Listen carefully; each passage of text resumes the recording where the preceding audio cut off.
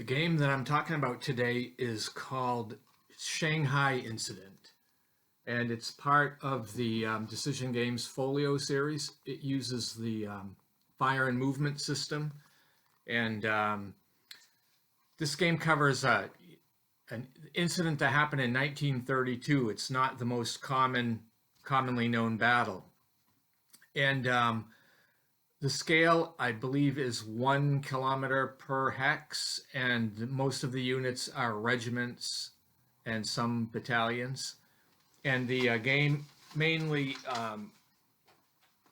is won by Japanese player collecting a certain number of victory points. The Chinese player doesn't gain victory points, but some of his actions will give the Japanese player victory points. The main source of the victory points is through the Japanese capturing cities and making sure there are no Chinese units in Shanghai at the end of the game. Also, Japan will lose victory points as they bring reinforcements in, depending on how early in the game they bring them in. Also, the Chinese player will actually add victory points to the Japanese player's total when he brings in reinforcements. So this is all just part of the network of the game. The Japanese player has some advantages. They have a fire support. The Chinese do not in this game. The Japanese have air support, and these can be used to interdict logistics, which will interfere with the Chinese player's ability to bring replacements on board. They can also interdict the movement of on-map Chinese units. So it's quite powerful. The Chinese do not have this ability. However, they do receive snipers, and snipers can be placed in Shanghai. And when they are, they affect the, they have a zone of control, and they affect the movement of Japanese units within that zone of control fairly severely. The Chinese also have armored trains. These units do have to stay on the railroad tracks, of course, so they're limited in where they can go, but they have fairly competent combat strengths. And the Japanese also have engineers that they can use, and this can be used when they're attacking forts to help reduce the terrain effects. So those are just some of the things in the game. Each turn is about a day of time, but the Japanese player can call a pause. And when he decides to do that, both players are able to take reinforcements and replenish themselves. And presumably the pause takes a few days worth of time. And by the time the fourth pause is called, then the game comes to an end. Or if you've played, I think, 32 turns, or 35 turns, something like that, the game will automatically come to an end as well. So that's just an overview of what this game is about. I hope you enjoy this replay. So turn one, we're going to say, is January 28th of 1932. And the Chinese player has the 78th Infantry Division set up, scattered throughout various city locations throughout the map. And here you can see in the picture the 155th Regiment of the 78th Infantry is at North Station in Shanghai. And it's surrounded by a number of the red units. These are the Japanese unit. You can see there's quite a bit of an array here.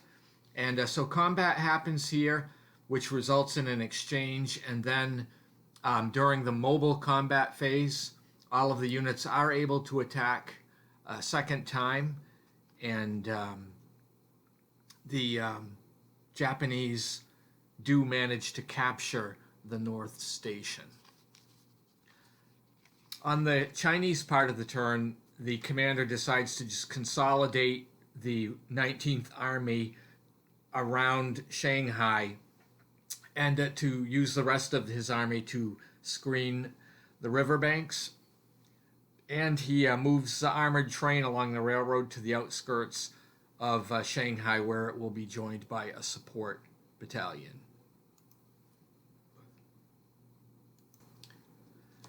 turn 2 is January 29th of 1932.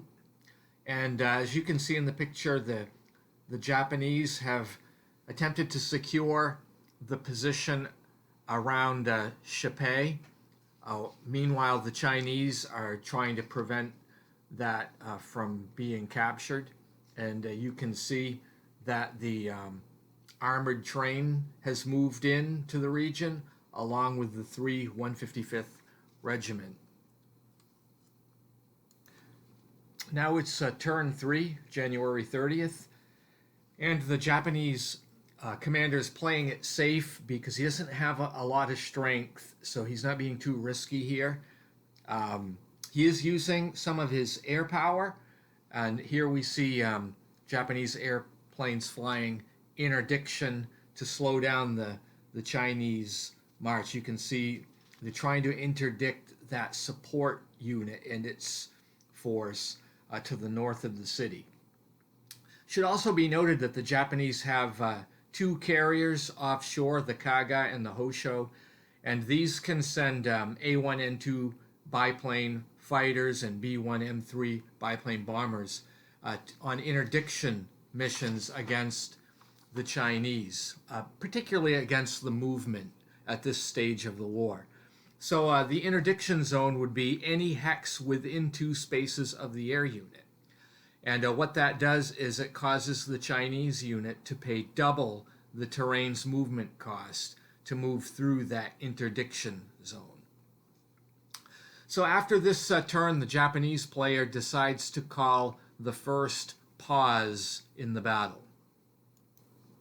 So the first pause is going to take up several days worth of time, and both players are going to add replacements and reorganization, and the Chinese player has an opportunity to gain logistic points.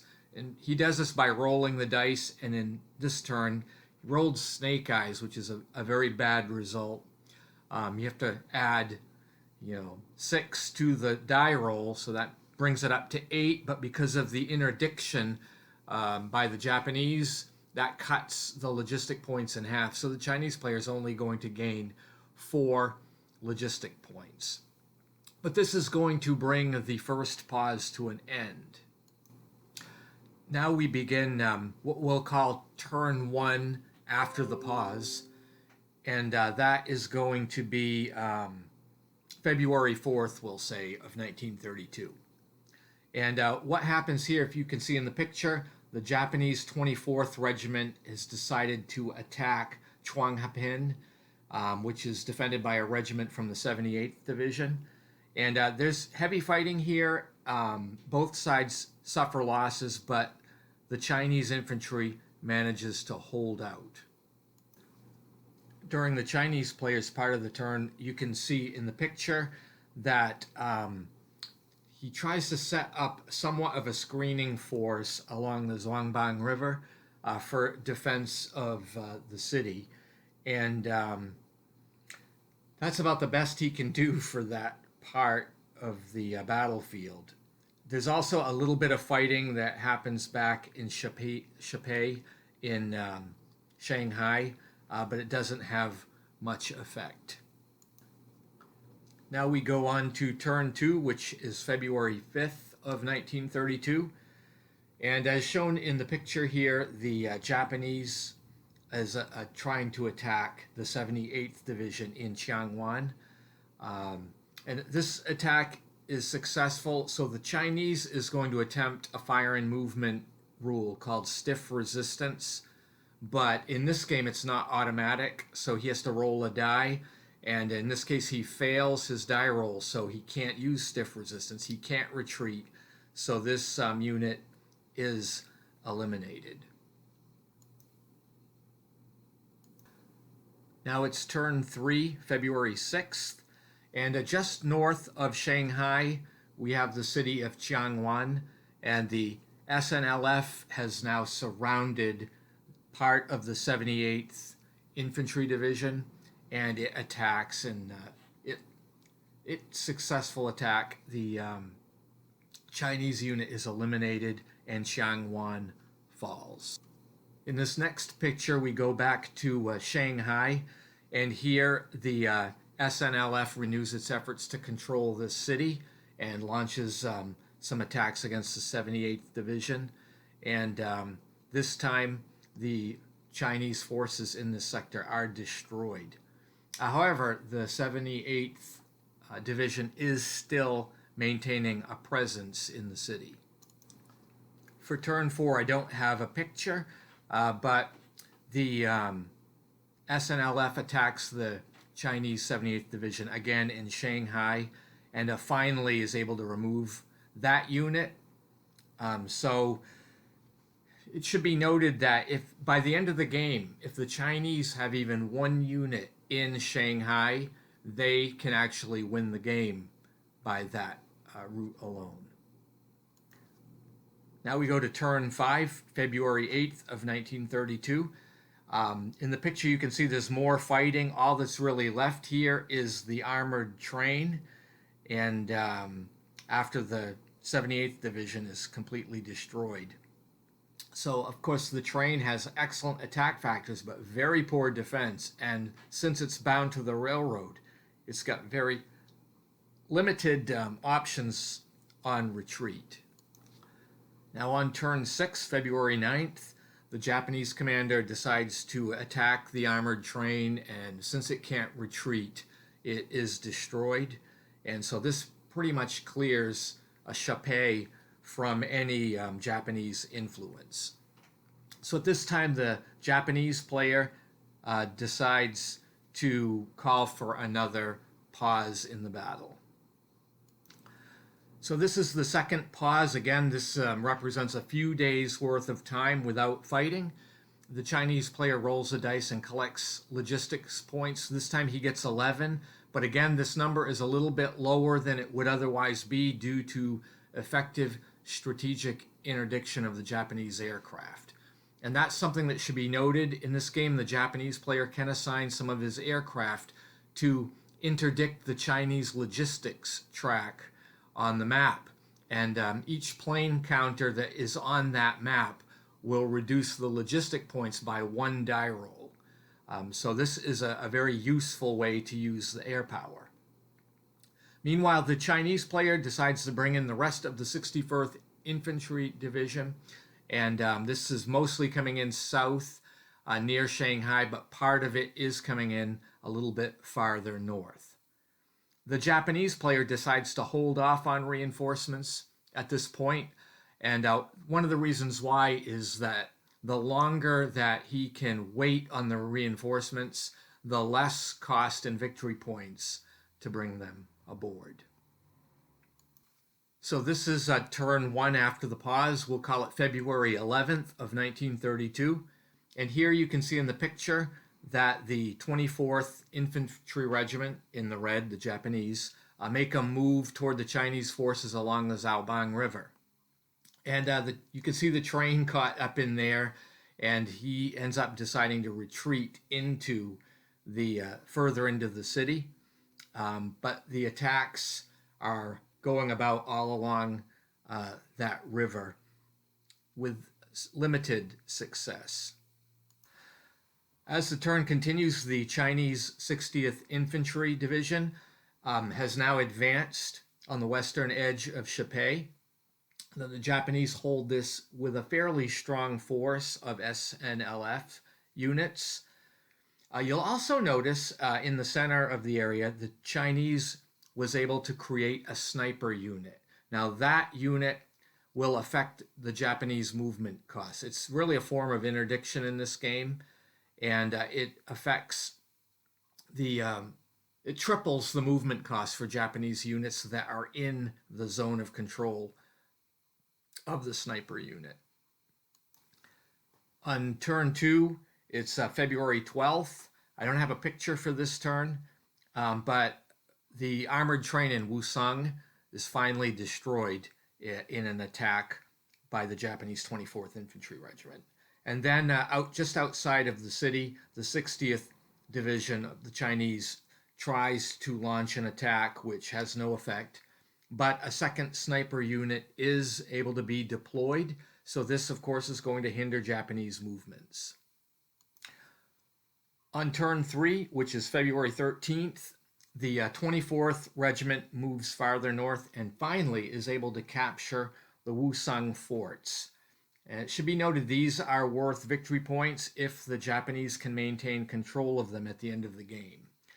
There's further fighting in other places on the map, but I won't discuss any of the details of that. The Japanese player decides to call his third pause. Again, this pause will take up several days worth of time. The Chinese player tries to add logistics points to his coffers. He only gets 8, and again, this is a low number, mostly because of the successful strategic interdiction by the Japanese Air Force. The Japanese commander decides to bring reinforcements in, the 9th Infantry Division, and these land on the Huangpu River. It should be noted the Chinese could enter the 5th Army if they wanted to, but it would cost them 8 victory points to do so. So the decision is made to hold off on these if possible. And as the Chinese have a low number of logistics points already, which are what would be used to bring units into play. So they're in kind of a difficult situation. We now go to turn 1 after the pause. We're saying it's February 18th of 1932.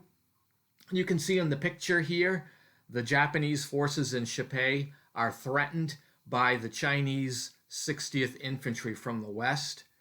So they decide to launch an attack against a weak unit on the flank to try to weaken the position. In this next picture, we see the Japanese 9th Division, which is moving, it's heading west, trying to push the Chinese units back to get into a position to capture more of the important cities here. It's turn 2 after the pause, February 19th, and the Japanese commander is still worried about the threat against Shanghai, so he's doing some preemptive attacks aimed at reducing the Chinese strength in the area.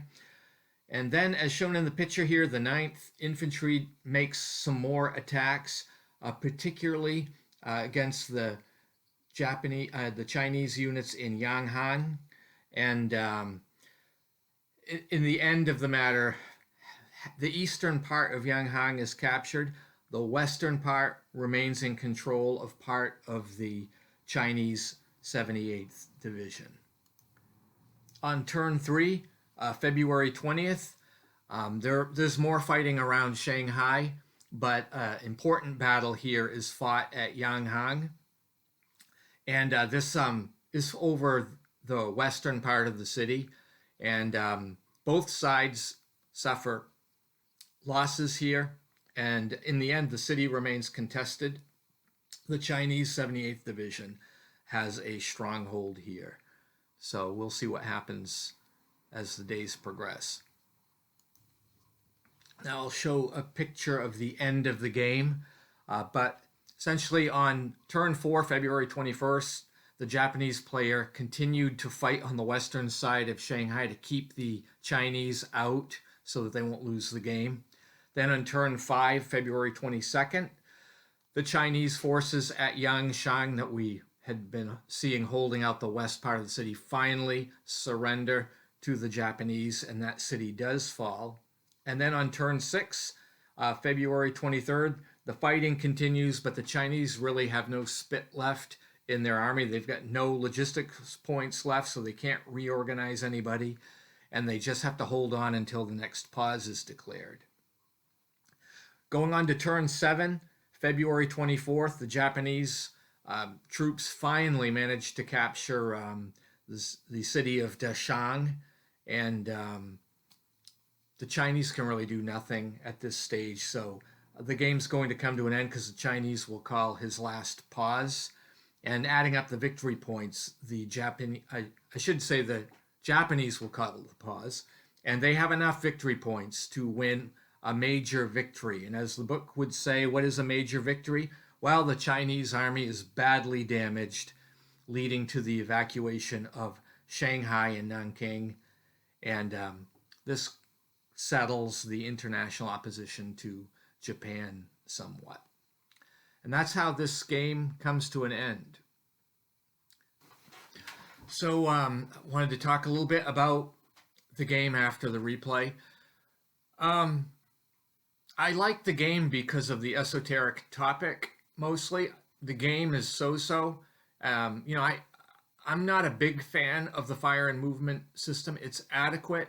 I mean, what I don't like about it, I've said this before, is the barrage support aspects of it. But in this game, that's not really a problem because only one side has the ability to do that. So it makes it a lot easier, especially during solitaire play. Anyway, what the game did for me, it gave me an opportunity to, you know, read and study a little bit more about the Shanghai Incident in 1932. And of course, I think, you know, when we think about the events leading up to World War II, we don't think so much about some of the issues between the Japanese and the Chinese that were happening on mainland China. So this game gives a nice look into the early stages of some of those problems. Anyway, it's an affordable game. I think you can get it for about $20. So it was fun to play, and I'd recommend it if you have an interest in this topic. Until next time.